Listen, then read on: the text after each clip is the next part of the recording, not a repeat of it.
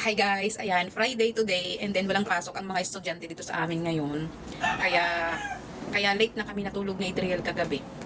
And then ngayong umaga late na rin akong nagising. 7:45 na ako nagising pero hindi agad ako bumangon. So nag-cellphone muna syempre. Charis. Yun lang naman ang pinakaano natin.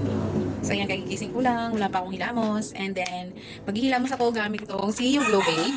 Ayan. Ito yung bagong packaging ngayon ni You Glow Babe ni Beauty White Soap. So, isang ganito guys, isang pack. Small pack na siya, pero 6 na piraso ang laman. And then, New Improve, meron na siyang skin protection. Antibacterial na rin siya guys, kaya napakaganda.